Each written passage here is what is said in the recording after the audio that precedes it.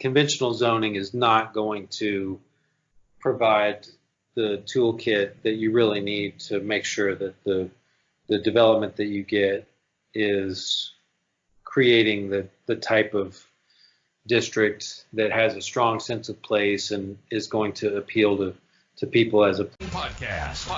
The show geared at helping real estate developers learn and understand important aspects of the development process while improving communities one at a time. Each week, we'll discuss major facets of the real estate development process with industry professionals. Now, here's your host, Matthew Lowe's. Hello and welcome, everyone. Thank you for joining the show. I'm really excited about our guest today. Mike is a good friend of mine and president of Near Southside Inc. here in Fort Worth, Texas. Mike took over as NSI's president in 2018 after leading the organization's planning and development efforts for 12 years. Mike joined NSI in early 2006 after 6 years with the City of Fort Worth's Planning Department, where he managed the Comprehensive Planning Division. Mike has served on the board of directors for the Fort Worth Transportation Authority and on the Fort Worth City Planning Commission. He's a founding chairman and continues to serve on the board of Fort Worth Bike Sharing Inc. So in addition to those development and placemaking initiatives, NSI is also responsible for a wide variety of promotional programs, including festivals and events that attract thousands, and a wide range of business assistance initiatives there in Near Southside. So in this episode, we're going to discuss the basics of form-based code, common objections for this type of code, and what situations offer the best opportunities to introduce form-based code. I'm excited to dive into this one, and as it might be interested. So without further ado, let's start the show. Hey, welcome to the show, Mike. Glad to be here. I am extremely excited for this one. You know, after talking to you for 2 seconds, you know that you're extremely excited about planning, city planning, and urbanism, and it's just a fun conversation. So I figured who best to discuss this topic with than yourself. Well, I'm honored, Matt. I appreciate it, and you're right. I like talking shop. So, well, I'm honored, Matt. I appreciate it, and you're right. I like talking shop. So this should be fun. Perfect. Well, I mentioned a little bit earlier in the introduction your experience and your background, but I'd like to hear a little bit more from you about what your background is and about the Near South Side. Sure thing. I consider myself one of the most fortunate planners in that I get to work in an area where I'm focused on the same district every day, and it happens to be a really cool place and have been since I was a kid. So I'll back up a little bit. I grew up in Fort Worth, and you know, when I was growing up here, I did not anticipate that my future would be here long term. So I left when I was 16 years old, went to high school, then went off to college, and then moved to a city on the East Coast. And so, you know, after Fort Worth, I was in New Jersey, Nashville, Tennessee, Charlotte, North Carolina. And then when I was in Charlotte, I really started to focus. I was working, you know, it was a bad job market at the time that I graduated from college. And so me and a couple of buddies just picked a city where the job market wasn't as bad as it was most places. And so we picked Charlotte. And I don't know, it was most places. And so we picked Charlotte. And I don't know if you've spent much time in Charlotte. It's beautiful. It is. It really is. And a lot of the progress that you've seen there, you know, over the last, 20 years, that was just getting started when I was there. I was working years. That was just getting started when I was there. I was working for a mortgage company, sort of the only job I could get, and just needed to, be independent and make some money and start the next chapter. And while I was in Charlotte, I really caught the bug of being interested in the neighborhood. I was living in a cool old neighborhood called Wesley Heights, and it's right on the edge of downtown, sort of near the new football stadium that they had just built while I was there. And saw the neighborhood has a lot in common with Fairmount in that, mixed. It's a diverse and it's diverse, socioeconomic wise. It's got a lot of diversity. It's mixed use, not in that you don't have the coffee shops right in the middle of the neighborhood, but your board had they'd seen some rough years and were sort of bouncing back.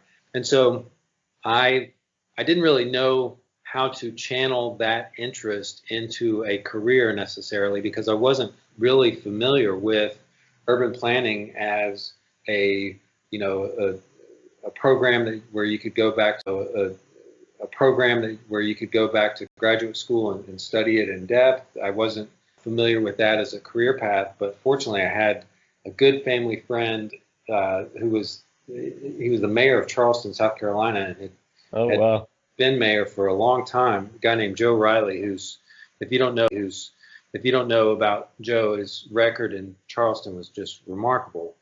And so I remember I sent him a letter saying, "Hey Joe, here are my interests, and I want to go back to school." You know how you get the bug occasionally to maybe dive into something that you're passionate about, and you get the bug to go back and study more. Right.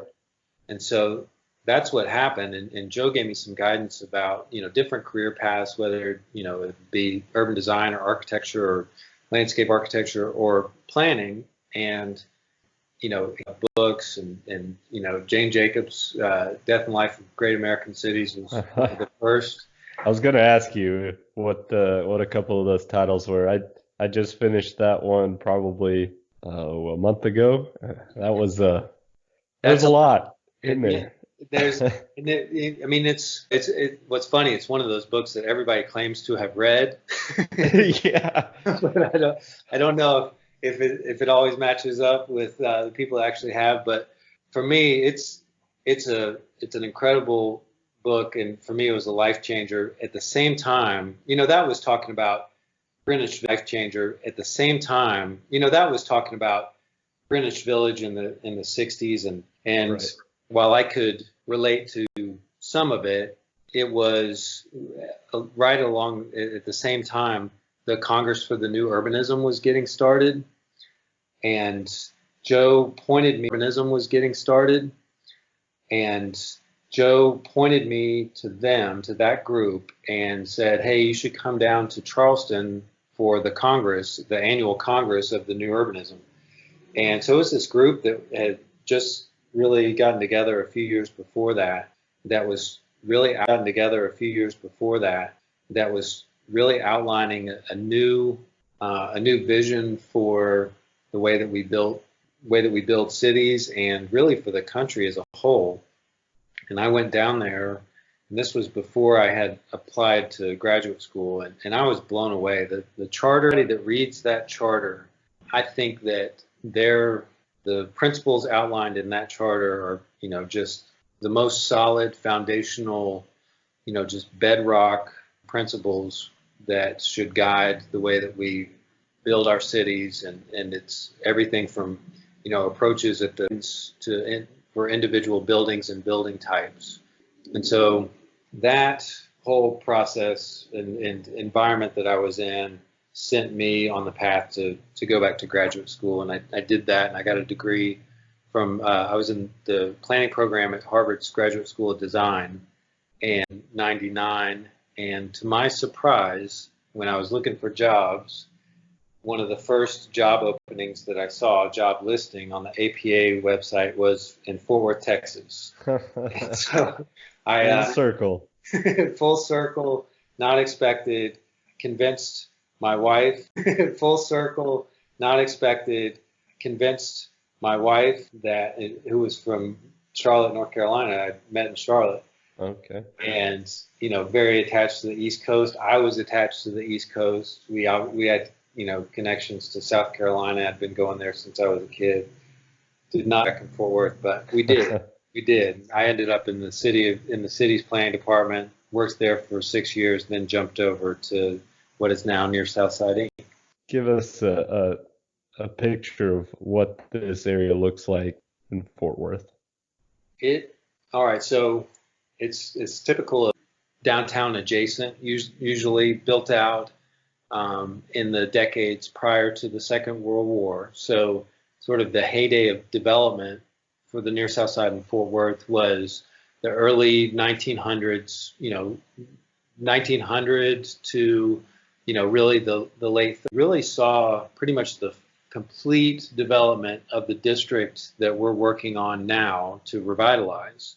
And when it was originally developed, it was a streetcar network that really formed the kind of infrastructural support system for the community, which was a mixed use, mixed income, very diverse land use pattern, all on a very urban street grid with a pretty dense network of streetcar lines that really attached the neighborhood areas to jobs that were located within our district, and of course more jobs located downtown. Mm-hmm. So that was, it was doing well. There were sections of the near South Side that were, very affluent, and, Thistle Hill is this old mansion that's still in place today, and that area around Thistle Hill up on Pennsylvania Avenue or 8th Avenue, that was called Quality Hill. That was where the most wealthy folks in Fort Worth would live. And it was, right near Harris Hospital, which was built in the 1930s. And All Saints Hospital was down 8th Avenue, and that dated back. And so really from the get-go, you had this mix of people living here, major institutional campuses. You had Williamson-Dickey, you had Justin Boots, all of these businesses, along with the city's first central high school,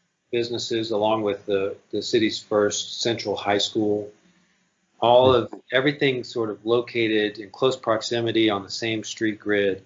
And those assets and the character from that era are still very much intact, and today are a huge competitive advantage for us, because those aren't the defining characteristics of any neighborhood or district that has been built since the end of World War II. It's very diverse. Right. You've got hospital, medical, you've got residential. I mean, there's pretty much every type of zoning classification is in that district and interconnected in a way that is unlike most of the districts in Fort Worth. That's right. And it's, after the Second World War, when the trend was definitely downward. This was the time in our country's history where new houses were being built, just a little bit further out. They were targeting, baby boomer generation and their parents that were wanting to own their own home. They could drive their own car. They could afford to have a car or two. They could, live on a larger piece of property. And so that's when Ridgely and sort of that first generation of suburbs, after our central city neighborhoods was built. And so for the near South Side, that was the beginning of really decades of disinvestment and ultimately blight. That was the the, at this leaving vacant old buildings along these roadways, this was still the district where you had to go to see the doctor. And so, so it still had a lot of people visiting, if only for that. If they had a relative in the hospital or they needed to go see the doctor, then they were going to the medical district. And that became the identity for our area for so long. When I was growing up, it was the medical district. And my connection to this area was through my parents that both worked in the medical profession in this area. And that's how in this area. And that's how I knew it. One of my first jobs at JPS, it was, go to work, leave when you get off at 5 o'clock, and don't stick around because there's nothing else going on here. I was recognition by all of the hospital leaders and the community leaders that, their times were tough for the near South Side. Let's all work together to revitalize the district. And as a result of that collaboration, completed in 1995, recommended the creation of our organization. So our organization really got up and running in 96. And another recommendation was to create a tax increment finance district, and that came together in 1997. And then another recommendation, and that we can get into how things came together for that. That was how, I was telling you before that it really started when I was at the planning department with a couple of new mixed-use zoning classifications. The code that ultimately became the Trinity Uptown, the code that ultimately became the Trinity Uptown code.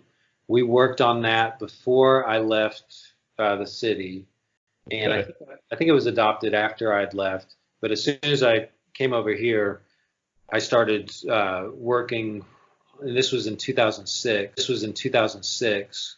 Started working on a new code that borrowed from the ones that I had worked on at the city, the mixed use ordinance and Trinity Uptown, but created a tailored form-based code for the near South Side that ultimately went to the city council in December took effect in January of 2008. For everyone listening, what makes a form-based code, and how is that different from your typical zoning that people are used to seeing? The traditional zoning ordinances are referred to, in the planner world, it's Euclidian zoning. In that Supreme Court case, the city of Euclid was involved in that case, Euclid, Ohio, I believe. So the zoning, conventional zoning ordinances based on that Euclidean model, that the focus is on creating districts that are really oriented around the land use that is allowed within that designated area. And remember, this was really sort of post-war, new auto-oriented type of development, development that also was a response to some urban nuisance concerns that dated back to the first industrial age progress, tenements in New York City where people were just packed as tight as possible, and air and water and just the basic concerns, basic human conditions were the top concern, and very high pollution, nuisance generating industrial uses in close proximity to where these people were living in poor conditions. So zoning was in reaction to that. We got to separate the places where people live from where they work. We've got to separate the industrial sections of town from those that are just general commercial sections. And so conventional zoning it's as simple as zoning. It's as simple as classifying districts by those land uses. So you'll have, usually like in Fort Worth, it's based on an alphabet classification system where the first letters are the residential classifications, and then you get into the classifications, and then you get into the commercial. So, A, single family zoning, B, two family zoning, C is a low density multifamily, D is high density multifamily. Mm-hmm. And within all of those residential classifications, you can't have any commercial use family. You couldn't have a coffee shop within that zoning classification. So on the commercial side, you've got E, neighborhood commercial, G, intensive commercial, those sorts of categories. And then industrial, you've got I, light industrial, J, medium. The early 2000s, it was illegal throughout almost all of the near Southside to build buildings that were mixed use. You couldn't have a storefront on the ground floor with people living above it. And that was when the buildings on Magnolia were built, for example. Where Shinjuku Station now is, apartments above that. That project was actually a pioneering effort that led to a big change in our zoning ordinance. So just to a big change in our zoning ordinance.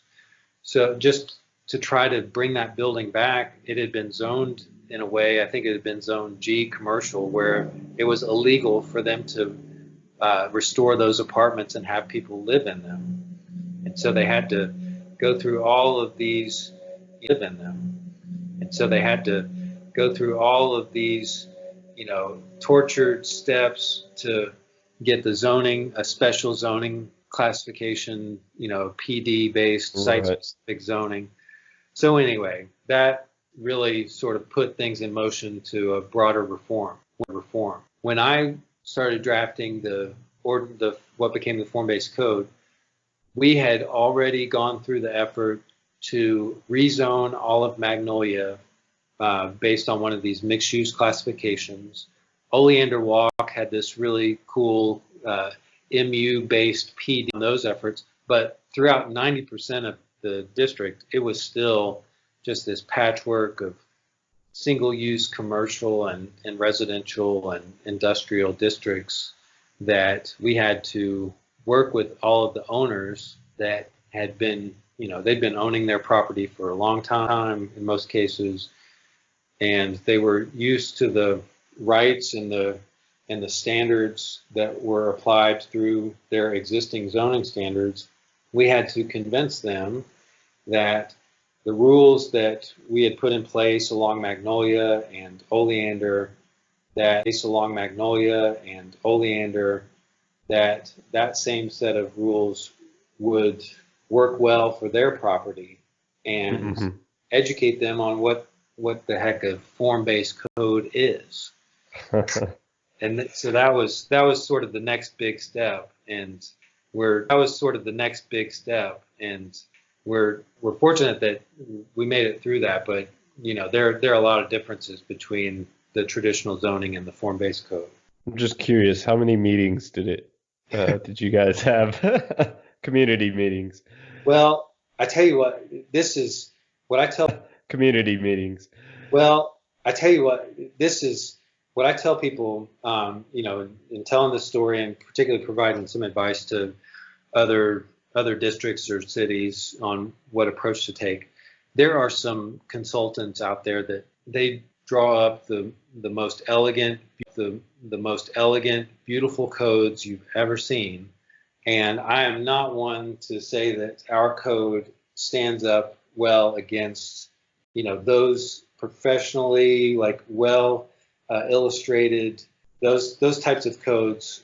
They're beautiful, and it's not just the community meetings where you try to reach as many people as possible in the same room and you make a presentation and then you say, does anybody have any questions?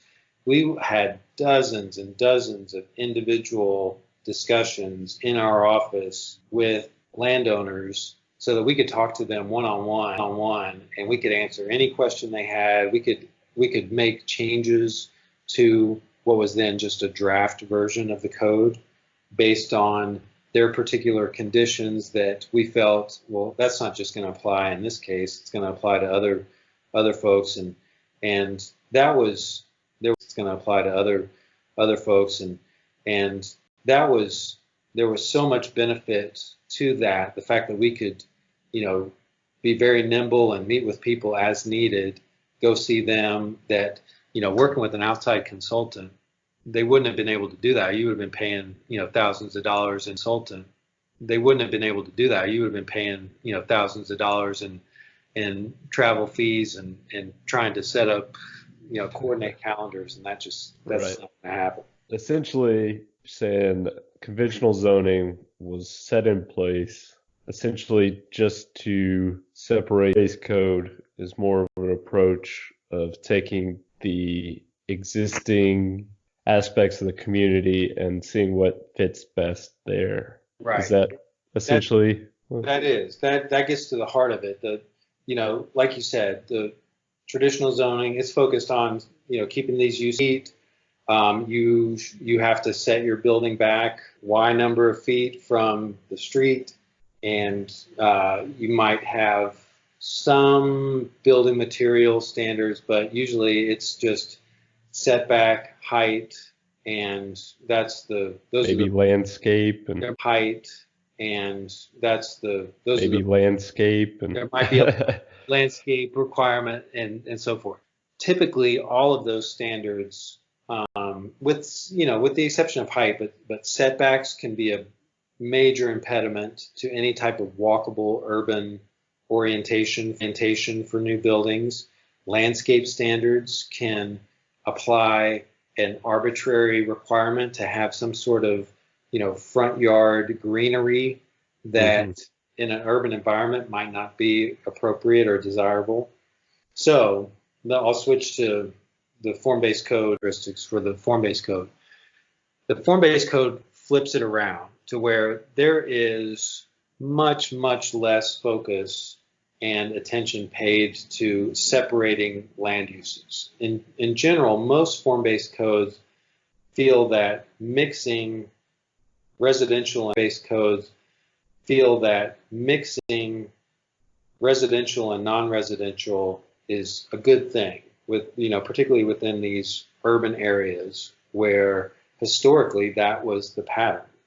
As long as those uses are compatible, then everything should not only be able to get along well, but often, older buildings and newer buildings that are built to last a long time, they should be able to adapt over time, and it might start out as residential and then become an office building, and then become converted back to, and we've seen all of that happen within our district. So the focus is on, instead, for new construction, the form-based code applies a set of rules that are really based on those fundamental urban design principles of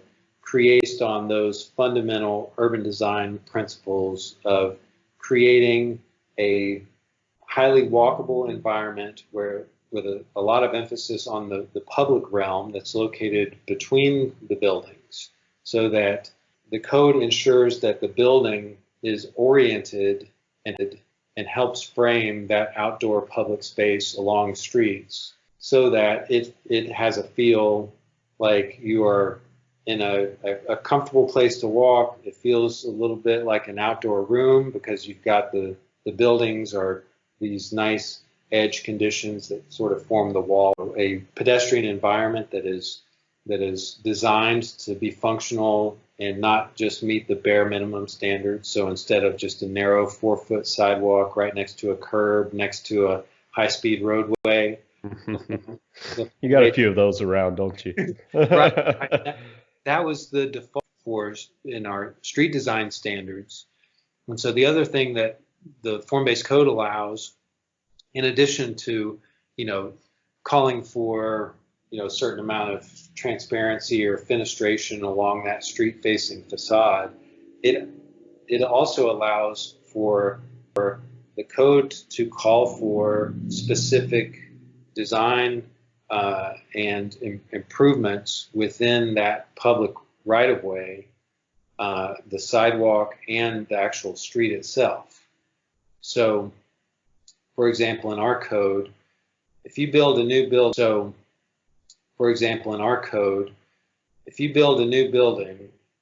anybody that built a new building in Fort Worth, you are required to construct your section of sidewalk in front of that building. Well, in our district, you are required to construct that roadside environment. The sidewalk is a little bit wider than the typical requirement, and you are required to install pedestrian light posts and street trees next to the curb, in between the curb and the walkway.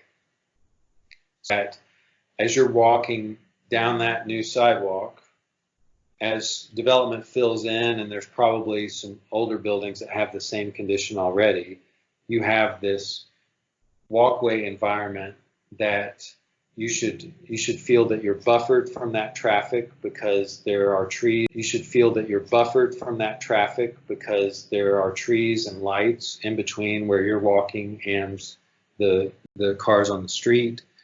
You should feel like you are within this sort of protected, comfortable, enclosed space because you have the building on one side and you've got this and other furnishings like bike racks and benches next to the curb.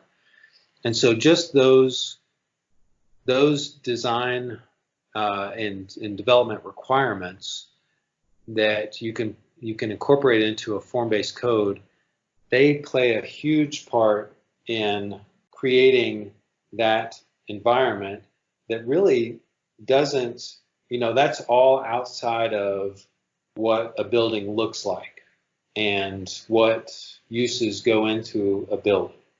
So that's what has been really rewarding to see. Is just those, simple roadside requirements have really they've played a big part in creating these cool walkable avenue or South Main Street. You can walk down Adams Street in the Oleander Walk neighborhood just north of Magnolia, and you have townhouses that are built. They're set back just maybe 5 feet from the sidewalk to a 5-foot wide sidewalk, which isn't super wide, but it's wide enough for 2 people to walk comfortably next to each other. There's a row of trees there. There's some on-street parking. All of those elements that, don't even speak to the design of the buildings really play a huge role in creating the on the building. We have the code, while it doesn't dictate architectural style, it's totally neutral. You can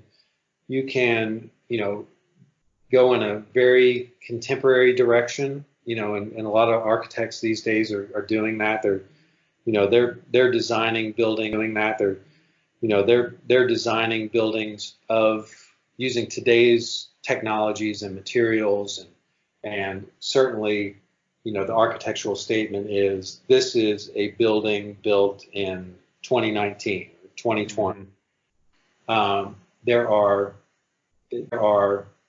There's enough flexibility where there are some architects that say, certainly we're going to be using the technologies and materials of today, but we can do that in a way where, some of these traditional and timeless design elements are incorporated into these buildings.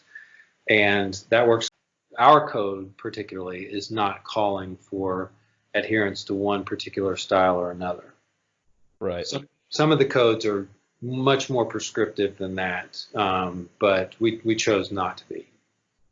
Right. Well, ultimately, though, form-based code is meant to have some flexibility, provide a little more flexibility and promote, like you said, the pedestrian relationship to the buildings as well. That's right. There's one. Let on one other aspect of this, and this was probably actually how we were able to convince our city council representative at the time when this went to city council. We convinced our council member Wendy Davis to apply for this, what was, I think at the time, the largest rezoning ever in the city's history. Largest rezoning ever in the city's history. Which is a big, politically, that's huge. That's a big move. Hey, we're going to change the rules for 1,400 acres of property here, and that's a lot for a councilman to. Oh yeah. Support. I understand completely. It was the way that we convinced her that this was something that we would. And first of all, we said we will meet with everybody we have to. We will, before it gets to you, we will have the support that you need. There might be a couple of detractors, but before it gets to you, we're gonna make sure that we've built as much consensus as possible. We were able to really, convince her of the need by talking about how this would play defense against what we were seeing being built that was clearly incompatible with the great great historic buildings and the urban character that had been there for so long. We were on our main streets, we were getting, new medical facilities with a huge parking lot that, set the building back 100 single story, just, right next to a historic mansion. You would have a single story medical office set back so far from the street with a big canopy driveway in the front.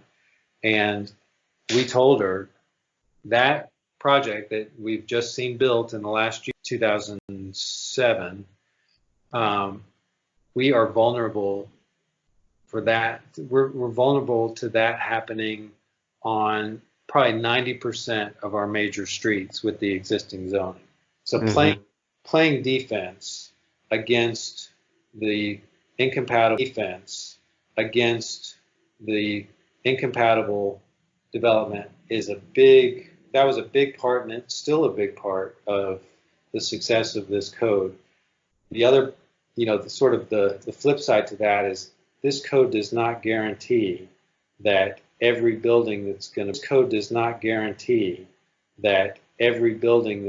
built is a superstar building.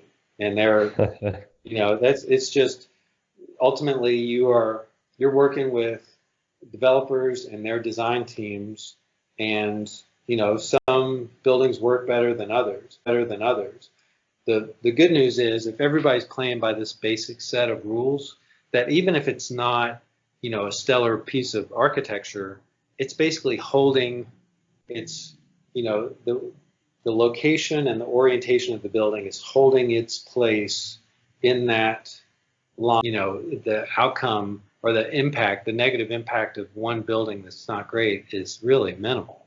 Right.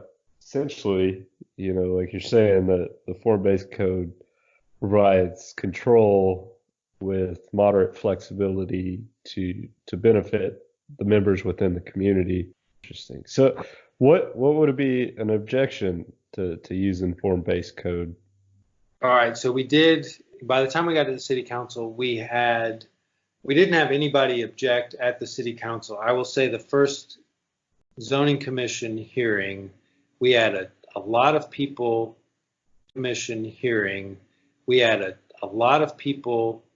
showed up that they'd received notices in the mail. They might have been absentee landowners. They had not been in the loop. And so a lot of that was just sort of educating them.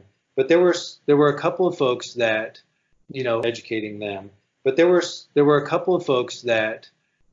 ideologically, they were opposed to any additional regulation beyond those basic standards that are included in the base zoning. They were okay with height and setbacks and, what uses were allowed, and that was it. And that to me it's more of an ideological opposition, because what I attempted and was successful in really, I think, all but one or two cases. I was a commercial use on your property if you choose to develop. If you support this zoning, the new zoning will allow you the flexibility of doing residential or commercial or mixing the two.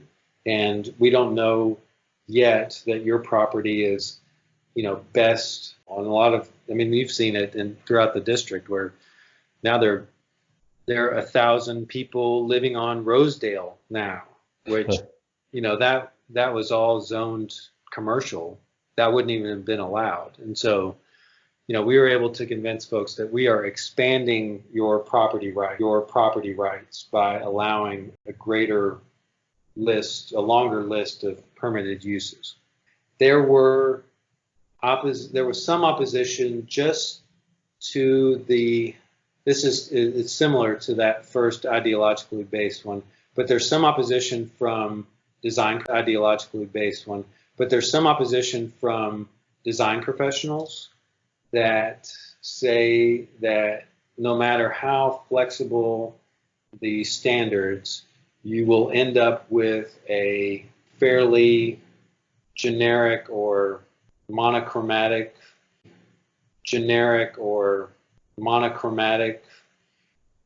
outcome when it comes to architecture. And that was one where I just, I had to say, hey, we're not dictating style.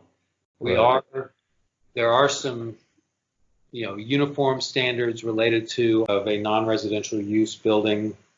You have to have a certain amount of transparency and openings so that it's not blank walls along our street. But the way that you do that, that's not a function of a particular architectural style. And so what we've seen play out, and they were Lake and I think Frisco at the time, where they're very prescriptive as to the architectural style, materials, all of that. And so they thought, just sort of knee-jerk, hey, we're going to get that same level of design control. It's not played out that way at newer buildings that have been built over the last 10 years since the code was adopted. They would recognize that, okay, this is not a cookie-cutter code at all. I will testify to that. Yeah. There are some unique structures in the near South Side. Right. So I guess you could, Matt, you could have, people that argue, and we've heard this certainly from the, Fairmount neighborhood has a contingency of folks that feel strongly that contemporary looking buildings adjacent to historic buildings is incompatible. And that's a general statement, but I think their focus is that you have to be very sensitive and with that adjacency. And I don't argue with that. I would argue with a blanket, statement that anything contemporary in a historic district is definitely incompatible. So folks like that have argued that our design standards don't go far enough. Mm-hmm. And that, I think that the ideal code from my perspective or from your perspective or anybody's would probably be slightly different than the code that we have. But the one that we have remains, and certainly what we could come up with to achieve the level of consensus that we ultimately did. Yeah, you obviously can't make everybody happy. Right. And the lack of design requirements really allows architects to spaces that really, I think, ultimately benefit the community. I agree. Most times architects understand bad design. Right. And you guys work closely with the architects to where you get some input. Right. Right. It's not the Wild West of architecture out there. No, but it's wild enough for some, yes. Keep them happy. Yeah. Yeah. So the near South Side is a pretty special place. The near South Side is a pretty special place. What situations, what communities would offer the best opportunity to introduce this type of form-based code? I think that any older urban area, by older, the 20s, 30s, 40s, 50s, that era, I would say is automatically a good fit for this approach, and that conventional zoning is not going to provide the toolkit that you really need to make sure that the debating the type of district that has a strong sense of place and is going to appeal to people as a place to live or work. So automatic, there should be,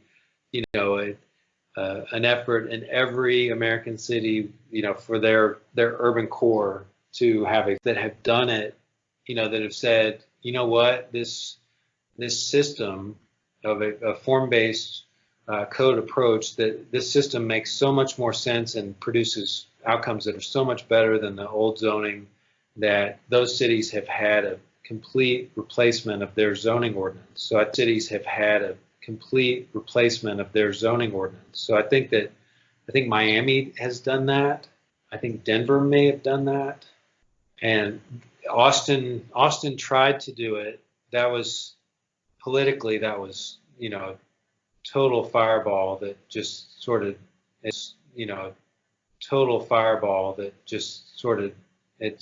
it died. The process, that's we could talk about the code, and like we've been talking about, sort of, what standards are in there, what are the outcomes when it comes to the buildings and the streets, what are the outcomes when it comes to the buildings and the streets that we're creating. The politics and the process are equally important, obviously in getting the code adopted, and then ultimately after it is adopted, so there's got to be a lot of thought given to that. We didn't want to follow the exact same model that they had downtown, where they had a set of design guidelines with a lot of subjectivity, and every project had to be reviewed by the downtown design. Every sign would be subject to review by that body, and if you had a group that had been appointed with a certain perspective and that was different than the last group that had just dropped off, then the sense was that, all right, we wanted it to be easy to do the right thing and be approved quickly if you did the right thing by playing by all the rules. So you can, if you comply with all of the standards in the Near South Side Development Standards, our form-based code, then you are administratively approved by the staff in the city's planning department. And that's exactly what you want to hear if you're in development. Yeah. Yeah. So that's, if you do have a waiver, or one or more waivers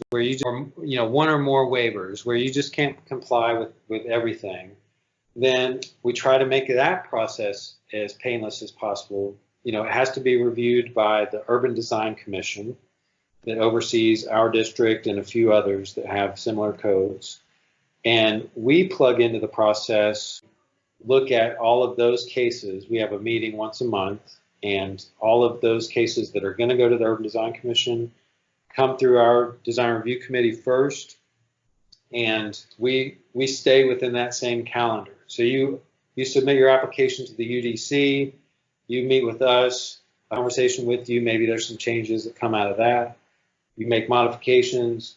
We've voted, taken a position to support modifications or not support. We go and testify at the UDC. Almost, I would say strong majority of we are supporting, because we've been able to either understand and support their waiver request without any changes, or they've made some changes and made their project even better as a result of our conversation. So that process ongoing is really important. It's an extremely that process ongoing is really important. It's an extremely special place there in the near Southside. I enjoy working there, playing there, maybe one day living there. Yeah. Well, you're working on some cool projects, and I can't wait to see how things come together. It's your time. I know your time is valuable. You got to run around quite a bit there in the near Southside, and you did not disappoint. This was a great conversation.